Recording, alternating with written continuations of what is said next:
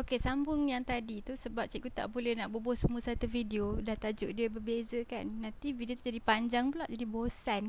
Okey, jadi yang ni kita nak tengok pula pasal fungsi mutlak. Jadi kita dah belajar dah sikit fungsi mutlak tu fungsi yang ada simbol palang-palang ni yang kita panggil sebagai modulus tu. Ingat tak yang cikgu cerita? Modulus X. Bila kita nampak modulus ni, apa yang positif dia akan kekal sebagai positif, tapi kalau kita ada nilai negatif dia akan jadi satu nilai yang positif. Maknanya nilai negatif akan tukar jadi positif, tapi yang positif tetap positif. Jadi kita akan belajar macam mana nak laka graf yang ada fungsi mutlak tu. Graf tu kamu akan tengok dia akan jadi satu graf yang bentuk macam ni, bentuk macam V dia ataupun bentuk macam tanda tik. Lepas tu kita nak tengok soalan-soalan yang berkaitan yang mungkin dia boleh tanya dalam exam. Okey, mari kita tengok dulu contoh dalam buku teks ni yang pasal lakaran. Okay, jadi yang ni surat 8, kita boleh tengok surat 8. Contoh 5. Alright. Jadi fungsi f ditakrifkan oleh fx sama dengan 2x tolak 1. Pasal ada modulus kat luar tu kan. Jadi soalan dia akan darat je yang ni. Dia akan suruh kamu laka graf, dia akan tulis lah. Lakakan graf bagi f untuk domain. Dia bila disebut domain yang ni dia punya nilai-nilai x dia, x tu objek kan. Jadi nilai-nilai paksi x dia. Dan last sekali dia kata nyatakan julat f yang sepadan untuk domain itu. Maknanya dia suruh cari nilai julat image. Ingat tak julat tu apa? Julat tu set image dia. Maknanya dia suruh cari julat fx dia. Bila kita dah selesai tu, kita kena tulis pula fx adalah daripada berapa ke berapa. Alright. Jadi untuk soalan macam ni, kita buat table lah satu. Kita buat table. Jadi nampak tak domain ni daripada negatif 1 ke 2. Kita boleh buat macam yang buku teks ni ajar. Kita cari semua.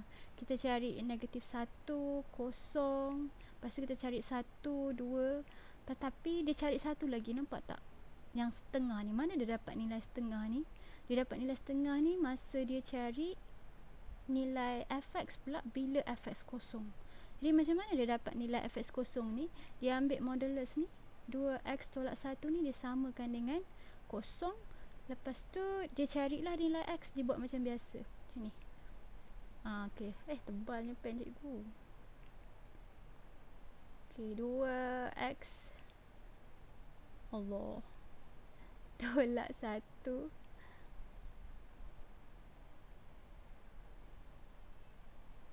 sama dengan kosong kan. Ni cikgu kena tindan ni. Sekejap cikgu padam balik. Alright, jadi yang ni modulus kita.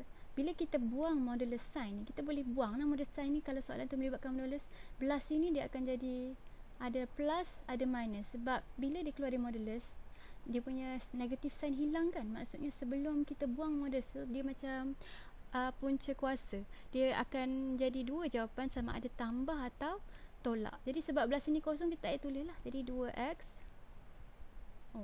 cikgu tulis atas kertas, sorry. 2x sama dengan bodohnya 1. Jadi x sama dengan apa? Dapat macam yang ditulis lah. X sama dengan tahu tak cikgu tengah tulis dengan touchpad ni. Jadi minta maaf lah kalau tulisan tu hodoh lah. Okey. Jadi fx kita sama dengan fx pula. Jadi s kita sama dengan 1/2. Sebab tu dia ada 1/2 kat sini. Alright, jadi nampak tak titik apa yang kita paling penting untuk kita cari? Kita kena cari nilai negatif 1 ni. Kita cari ini. Alright, cari berapa nilai fx bila x tu negatif 1. Lepas tu kita cari domain yang paling besar. Kita cari ini. Okay. Satu lagi kita kena cari kat mana kita punya graf tu dia, nampak tak? Fx tu sama dengan kosong. Maksudnya kat mana yang dia sentuh paksi x tu. Sebab graf ni kan bentuk dia macam tik ni kan. Jadi titik ni sangat penting. Titik yang ni. Titik ni tak apa. Titik ni tak apa lagi. Titik yang ni. Yang dipanggil sebagai bucu ni. Nampak tak? Di titik bucu ni kita kena pastikan kita ada lah supaya kita tahu kat mana graf kita mula pantul. Okay. Jadi kalau dia tak ada modulus ni, nilai dia boleh jadi negatif. Jadi graf tu mungkin extend macam ni kan. Tapi bila ada modulus, bahagian negatif tu dia akan jadi positif. Jadi dia akan jadi graf yang bentuk ni lah, bentuk V ni. Alright. Mari kita hilangkan semua tulisan-tulisan ni jap.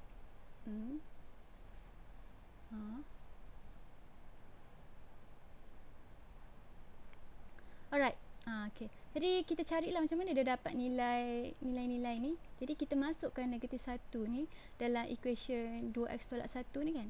Jadi bila kita masukkan 2 darab dengan negatif 1 tolak 1, kalau jawapan dia keluar negatif, kita akan positifkan dia. Jadi kalau jawapan tu keluar positif, kita biar dia positif. Faham tak? Jadi 2 darab dengan negatif 1 dapat apa? Dapat negatif 2 kan? Jadi negatif 2 tolak dengan negatif 1. Negatif 2 tolak negatif 1 jadi apa? Negatif 3. Jadi jawapan dia negatif 3. Tapi sebab dia ada modulus ni, sebab tu jawapan dia jadi positif 3. Okay.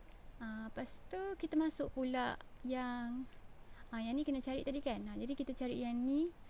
Lepas tu kita dah tahu dah bila dia kosong. Tadi cikgu tulis dah, dia dapat sama dengan setengah. Last kali kita boleh cari yang ni. Boleh je. Kalau kamu nak cari semua pun boleh. Tapi kalau kita nak jimat masa, kita cari yang macam cikgu suggest tadi.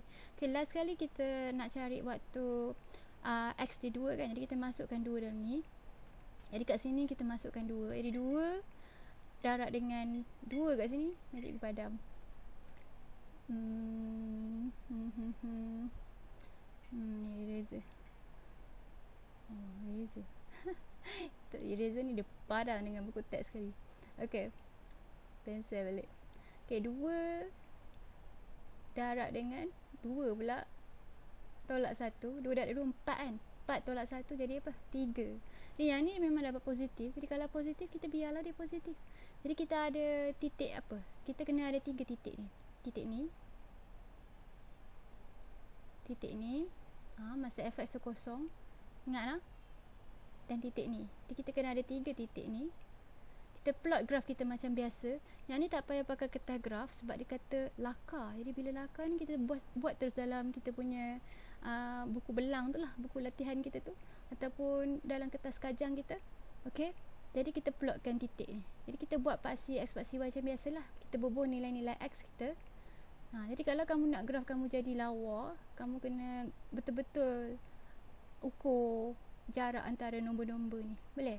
Ni nombor negatif 1, kosong dengan 2 ni, dengan setengah ni kamu kena betul-betul ukur. Okay. Jadi kita bubuh kat mana titik negatif 1 dengan 3 ni. Jadi negatif 1 tu x dia. Okay. Lepas tu dia punya fx ni maknanya nilai y dia. Fx tu ingatlah nilai y dia adalah sama dengan 3. Okay. Jadi kita bubuh dia sebagai satu titik. Boleh? Kalau pakai x pun boleh. Jadi kita bubuh x. Lepas tu yang ni masa x tu setengah, y dia kosong. Jadi yang ni kita punya titik kita yang kedua yang kita perlu. Lepas tu last kali waktu x tu 2, y tu 3. X tu 2, y tu 3. Okay. Jadi bila kita dah ada 3 titik tu, kita terus sambung dia. Okay. Kita dah dapat graf kita. Jadi graf ni selalu dia akan bagi kamu 2 atau 3 markah. Bergantung lah. Cikgu rasa untuk graf yang ni 2. Kalau graf yang kuadratik itu 3 kan. Jadi 2. Tapi dia nak betul-betul tengok graf kamu. Kalau ada nilai-nilai negatif, maknanya kamu salah buat lah. Negatif pada paksi x boleh. Tapi yang tak boleh tu nilai negatif pada paksi y tu. Sebab dia dah ada modulus ni. Nampak tak modulus ni kat sini. Jadi jawapan fx tu lepas kita dah ganti x tu yang akan jadi positif. Nilai x tu masih lagi boleh negatif. Selagi ada nombor tu dalam domain kita. Alright, last kali tadi dia suruh cari julat f yang sepadan kan. Jadi julat tu kita kena tulis berapa nilai paling kecil fx, berapa nilai paling besar. Kita tengok graf kita, apakah nilai fx kita yang paling besar, apakah nilai fx kita yang paling kecil. Pada ni lah, ni nilai fx lah. Jadi kalau paling kecil, semua graf yang ada modulus ni, untuk kes fungsi mutlak ni, yang paling kecil nilai dia mesti kosong. Takkan ada nilai-nilai yang negatif pada paksi y ni. Sebab tu fx lebih besar dan sama dengan kosong. Lepas tu kita tengok pula apa nilai fx kita yang paling besar, yang ke atas sekali ni. Dan fx adalah lebih kecil dan sama dengan 3. Macam mana kamu nak tahu, nak tulis simbol ketaksamaan yang mana? kamu tengok domain dia. Kalau domain dia pakai simbol lebih besar dan sama dengan, lebih kecil dan sama dengan, ada sama dengan kat bawah, kamu punya jawapan julat pun sama. Tapi kalau kata kat sini simbol dia hanya ada simbol lebih kecil dan lebih besar saja, simbol ni saja.